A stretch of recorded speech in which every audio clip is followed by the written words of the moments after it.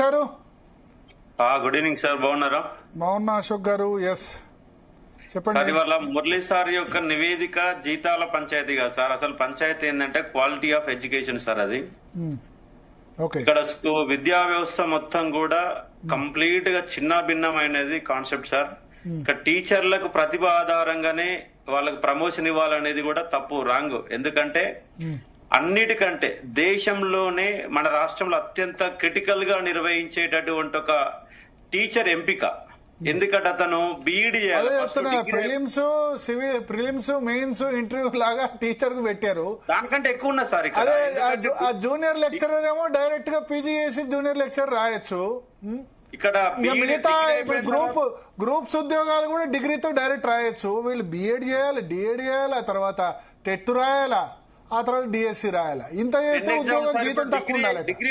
Degree pass అయిన తర్వాత BEd entrance రాయాలా, BEd entrance రాసిన తర్వాత బీఈడి పాస్ కావాలా, బీఈడి పాస్ అయినాక టెట్ పాస్ కావాలా, టెట్ పాస్ అయినాక డిఎస్సి పాస్ కావాలా.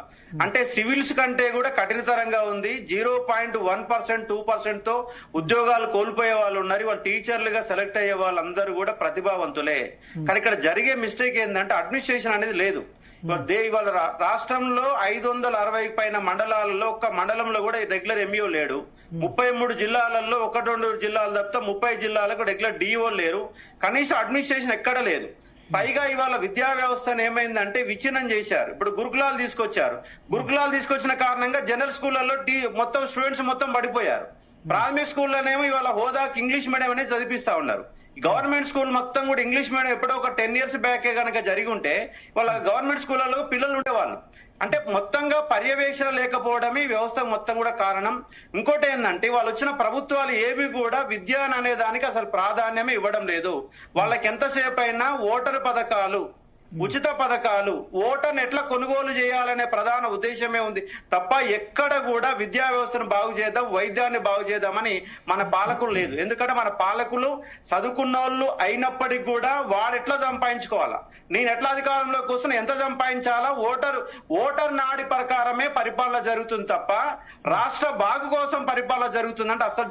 అంటే మీరు స్పెసిఫిక్ గా ఇప్పుడు విద్యా కమిషన్ రికమెండేషన్స్ ఓవరాల్ గా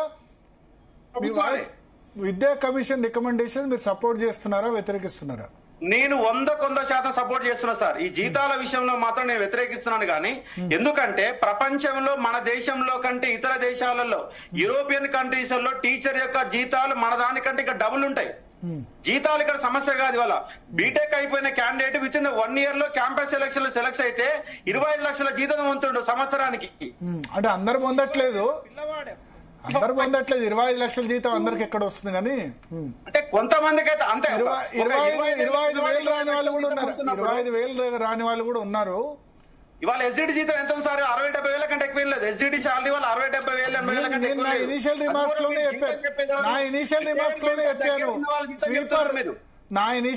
లోనే చెప్పాను. స్వీపర్ 30 సంవత్సరాల తర్వాత 2 లక్షలు ఇస్తున్నప్పుడు టీచర్ ఆ విధంగా రిటైర్ కావట్లేదు. అదేం తప్పేం కాదని మిమ్మల్ని అనట్లేదు సార్. ఇక్కడ నేను రిపోర్ట్ లో కూడా ఆక్నూరు మురళి సార్ యొక్క రిపోర్ట్ లో కూడా జీతాల ప్రస్థానం అసలు అవసరం లేదు. క్వాలిటీ ఆఫ్ ఎడ్యుకేషన్ పైన నేను మాట్లాడతా సార్. క్వాలిటీ ఆఫ్ ఎడ్యుకేషన్ మాత్రం మొత్తం వ్యవస్థ మొత్తం నాశనం అయింది. ఇవాళ డిగ్రీ స్థాయిలో, ముఖ్యంగా డిగ్రీ స్థాయిలో, బీటెక్ స్థాయిలో కేవలం రేషనలైజేషన్ జరగాల 100% జరగాలి సార్. రేషనలైజ్ జరగాల. ఇవాళ పిల్లలు లేరు కాబట్టి పిల్లలందరూ ఒక మినిమం 100 మంది పిల్లలు లేకుండా పాఠశాల నడిస్తే దానివల్ల పిల్లలకు న్యాయం జరగదు, టీచర్ కు న్యాయం జరగదు. ఇప్పుడు 30 మంది పిల్లలు ఉంటారా, 30 మందిలో first class, second class, 5th class వరకు ఒక్కొక్క క్లాస్ లో 4 సబ్జెక్టులు ఉంటే ఒక టీచర్ ఏ విధంగా బోధన చేయగలుగుతాడు? కాబట్టి ఇవాళ స్కూల్ ఫస్ట్ స్ట్రెంత్ బెటర్ చేయాలా అంటే కంప్లీట్ గా ప్రైవేట్ స్కూల్ అని మొత్తం కూడా తగ్గించేసి గవర్నమెంట్ స్కూల్ మొత్తం కూడా పెంచే ప్రయత్నం చేసి ప్రైవేట్ స్కూళ్ళలో వాళ్ళ చైతన్య నారాయణకి ప్రైవేట్ స్కూల్ ఎట్లా తగ్గుతాయి? ఇప్పుడు ఫీజులు తగ్గించాలంటారు. ఫీజులు తగ్గిస్తే ఇంకెక్కువ మంది తల్లిదండ్రులు ప్రైవేట్ స్కూల్లో జాయిన్ చేస్తారు. ఇప్పుడు క్వాలిటీ కూడా పెంచి ఆటోమేటిక్ వస్తారు కదా సార్. ఇక్కడ క్వాలిటీ పెంచాలి. ఎస్, క్వాలిటీ పెంచాలి సార్. ఇక్కడ ఉదాహరణకి ఎగ్జాంపుల్ చెప్తా. మా ఊరు పక్కన దొనకల్ అనే గ్రామం ఉంది. అదేందో నాకు అర్థం కాదు. ఒకటి పీజీలేమో ఇప్పుడు మన పీజీ చదువుకునేందుకేమో యూనివర్సిటీ క్యాంపస్ గురించి వెంటబడతాం. క్యాంపస్ లో సీటు అని, అంటే గవర్నమెంట్ దానిలో సీటు, అంతేనా? అవును. ఇంజనీరింగ్ ఏమో జేఎన్టీలో సీటు వచ్చిందా, క్యాంపస్ లో వచ్చిందా అంటాం. అవును సార్. ఈ స్కూల్ కాలేజీకి వచ్చేసరికి మాత్రం శ్రీ చైతన్య, నారాయణ, భాష్యం 1, 2, 3, 4 1, 2, 3, 4 ఇది అంటే మనం సో బేసిక్ టీచర్లకు సార్ ఇక్కడ టీచర్లు ప్రతిభావంతులు కాదంటే ప్రతిభావంతులు అందరూ డిఎస్సి ద్వారా టెట్ ద్వారా డిఎస్సి ద్వారా సెలెక్ట్ అయిన వాళ్ళందరూ కూడా ప్రతిభ ఉన్నది కానీ ఆ ప్రతిభని సరిగ్గా ఉపయోగించుకోవడం లేదు. స్కూళ్లలో కనీస సౌకర్యాలు కల్పించడం లేదు. మధ్యాహ్న భోజనం చూడండి, ఒక మీల్ చేయడానికి ఒక హోటల్ పోతే 105 రూపాయలు 100 రూపాయలు మినిమం ఉంటది. ఇప్పుడు మధ్యాహ్న భోజనం చేయడానికి ఒక భోజనానికి ఇచ్చే పైసలు ఎంత సార్ మొత్తం ఇవాళ ఇచ్చేది? 5 నుంచి 10 రూపాయలు ఇస్తారు. 10 రూపాయలలో ఒక పిల్లవాడు ఒక పూట మొత్తం భోజనం ఏ విధంగా చేయగలుగుతారు? ఇంత దరిద్రంగా ఉంటాయి. ఇక పనికిమాల పథకాలు మాత్రం ఇష్టానుసారే 1 కోటి రూపాయలు ఖర్చు పెడతారు. వాళ్ళ మహాత్మా గాంధీ విగ్రహం మహాత్మా గాంధీ వచ్చి పెట్టమని చెప్పిండ సార్. 5,000 కోట్ల రూపాయలు ఖర్చు పెడితే రాష్ట్రంలో ఉన్న అన్ని ప్రభుత్వ పాఠశాలలు మొత్తం బిల్డింగ్లు మొత్తం బాగా చేయొచ్చు. 5,000 కోట్ల రూపాయలు ఖర్చు పెట్టి మహాత్మా గాంధీ చెప్పింది. ఎవరు చెప్పారండి విగ్రహాలు పెట్టమని చెప్పేసి? విగ్రహాలు పెట్టడం వల్ల అభివృద్ధి ఏమైనా ఉపయోగపడుతుందా? వాళ్ళు దానికి అడ్డిచ్చారు. 5,000 కోట్లతో విగ్రహం కాదు, 5,000 కోట్లతో మూసీ డెవలప్మెంట్ ప్రాజెక్ట్ అని చెప్పారు. అది వేరే సంగతి. 5,000 కోట్లతో విగ్రహం మరి ఏదైనా సార్ ఇప్పుడు అంత పెద్ద విగ్రహాలు పెట్టడం వల్ల వచ్చేది ఏమైనా లాభం ఉందా అంటే ఏం లాభం లేదు సార్. ఒక నిమిషం, ఒక్కో ఇంటిగ్రేటెడ్ రెసిడెన్షియల్ స్కూల్ 120 కోట్లు ఖర్చు పెట్టి బిల్డింగ్లు కొట్టడం కరెక్టేనా? 200 కోట్లతో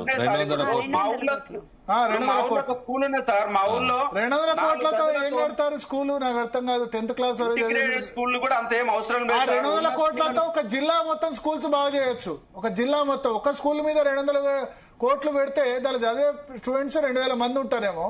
జిల్లా మొత్తం బాగు చేయొచ్చు. అంత కాంట్రాక్టర్ల దోపిడికి తయారైపోయినారు. ఎందుకు? బిల్డింగ్ నార్మల్ బిల్డింగ్ లో స్కూల్ మంచిగా ఉంటే ఫ్యాన్ ఉంటే చదువుకుంటే అయిపోద్ది. బిల్డింగ్ ఏదో పెద్ద అద్దాలు పెట్టి బిల్డింగ్లు బాగా చేసుకొని క్వాలిటీ ఆఫ్ ఎడ్యుకేషన్ ఇస్తే మళ్ళా గవర్నమెంట్ స్కూల్స్ మొత్తం కూడా మళ్ళీ కలకల్లాడతాయి సార్. నేను గవర్నమెంట్ స్కూల్లో చదివినప్పుడు మినిమం నా స్కూల్లో 500 మంది విద్యార్థులు సార్ 10th క్లాస్ లోపు. అదే స్కూల్లో 150 మంది పిల్లలు ఉన్నారు. అంటే పక్కన గురుకులాలు వచ్చారు. బెంచీలు కూడా లేవు, కింద కూర్చొని చదువుకున్నాం మేము. ఏమే మా జీతాలు బాగాలేవా? అట్లానే ఇప్పుడు కింద కూర్చొని చదువుకోమని అంటలేము. బెంచీలు బేసిక్ ఇన్ఫ్రాస్ట్రక్చర్ ఉండాలి కానీ ఓ స్కూల్కు 200 కోట్లు ఖర్చు పెట్టి మిగతా స్కూల్ అన్నింటినీ ఎండబెడితే అదేం పద్ధతి? అంతా ఏంటంటే వీళ్ళని కాదు, ఎవరైనా అంతే. బిల్డింగ్ల మీద ఖర్చు పెట్టి కాంట్రాక్టర్లు కమిషన్లు వాళ్ళ బిల్లులు ఇవ్వకపోతే నెక్స్ట్ గవర్నమెంట్లు జాయిన్ చేసుకోవడాలు, ఆ బిల్లులు ఇవ్వలేదని ఎమ్మెల్యేలు జాయిన్ అయిపోవడం, ఇది ఒకటి తయారైంది. మా ఊర్లో చిన్న ఒక ఎగ్జాంపుల్ చెప్తాను సార్. ఇవాళ మా ఊర్లో బీసీ కమ్యూనిటీ హాల్ కట్టారు, 20 సంవత్సరాలుగా వృధాగా ఉంది. ఎస్సీ కమ్యూనిటీ హాల్ కట్టారు, 20 ఏళ్లుగా వృధాగా ఉంది. ఇవాళ మహిళా భవనం కడతామని చెప్పేసి మరో భవనం కడుతురు. కానీ ఊర్లో మాత్రం మోరీలు మాత్రం క్లీన్ చేయకుండా ఉన్నటువంటి వ్యవస్థలో మనం పనిచేస్తా ఉన్నాం. బిల్డింగ్ల ద్వారా ఎట్లా కమిషన్ పొందాలా, ఏ విధంగా కమిషన్లు పొందాలనే ఉద్దేశమే తప్ప వాటి బాగు చేసే ఉద్దేశం వీళ్ళు ఎవరికి లేదు సార్. ఉన్న స్కూల్స్ మొత్తం కూడా బాగు చేసుకొని క్వాలిటీ ఆఫ్ ఎడ్యుకేషన్ ఇచ్చి ఇంగ్లీష్ మీడియం ఎడ్యుకేషన్ కనుక పర్ఫెక్ట్ గా అమలు చేయగలిగితే ప్రతి మండలానికి ఒక ఎంఈఓని పెట్టి దానికి ఎడ్యుకేషన్ మీద పనిచేసే ఐఏఎస్ ఆఫీసర్లకు నీతి ఉండాలా, నిజాయితీ ఉండాలా, కమిట్మెంట్ ఉండాలా. ఈ 3 అంశాల లక్షణాలు ఉన్న వాళ్ళని ఎడ్యుకేషన్ ఆఫీసర్లో పెట్టి ప్రభుత్వం ఇవాళ రేవంత్ రెడ్డి మాటలు చెప్తుంది కదా, రేపు బడ్జెట్ లో విద్యా నిజంగా 18% నిధులు కేటాయించమని చెప్పండి. విత్ ఇన్ ద 2 సంవత్సరాల్లో రాష్ట్రంలో విద్యా వ్యవస్థ బాగు చేయకపోతే 10% ఇచ్చిన చాలు, ఇవ్వట్లేదు, అది వేరే సంగతి. ఎస్, ఆ ఇచ్చే దానిలో ఇటువంటి ఇంటిగ్రేటెడ్ స్కూల్స్ అని అవన్నీ ఇవన్నీ పెడతారు. వాళ్ళైనా అంతే వీళ్ళైనా అంతే. బిల్డింగ్లు కట్టడాల్లో నెంబర్ 1 వాళ్ళు. కేసీఆర్ గవర్నమెంట్ లో ఎమ్మెల్యేలకు ప్రతి చోట క్యాంప్ ఆఫీస్ అని అదో బిల్డింగ్ కట్టారు, 33 కలెక్టరేట్లు కట్టారు. అది ఏమైందో ఇప్పుడు Murali sir commitment sir, Murali sir లాంటి కమిట్మెంట్ ఉన్న వాళ్ళని ఎడ్యుకేషన్ మీద ఒక 4 జిల్లాలకు కలెక్టర్ని పెట్టమని చెప్పండి, పెట్టి దాన్ని పర్యవేక్షణ చేయమని చెప్పండి. ఇంగ్లీష్ మీడియం మంచిగా పెట్టని చెప్పండి, కొంత స్కూల్ టీచర్లు పెంచండి, ఉన్న బిల్డింగ్లు బాగా చేయండి, ప్రతి స్కూల్ కు వాటర్ ఫెసిలిటీస్, మధ్యాహ్న భోజనం పెట్టి అన్ని రకాలు చేస్తే ఎందుకు బాగుండదు? చిన్న ఎగ్జాంపుల్ చెప్తా సార్, ఇది లైవ్ కాబట్టి ఎక్కువ టైం పట్టొచ్చు. మా ఊరు పక్కన ఒక దొనకల్ అనే గ్రామం సార్. ఆ గ్రామంలో రాజశేఖర రెడ్డి అనే సార్ ఉన్నాడు. ఆయన వచ్చే సమయానికి ఆ ఊర్లో ఉన్న పిల్లలు ఎంతమంది సార్ అంటే 20 మంది మాత్రమే ఉన్నారు. ఆయన గట్టిగా కృషి చేస్తే మళ్ళా 130 మంది అయ్యారు. మళ్ళీ ఆయన ట్రాన్స్ఫర్ అయినాక మళ్ళీ 20 మంది పడిపోయారు. భుజంగరావు గారు చెప్పాలి దీనికి. భుజంగరావు గారు, టీచర్లు మంచిగా ఉన్న చోట స్ట్రెంత్ పెరుగుతున్నారు అంటారు. నమస్కారం భరత్ గారు.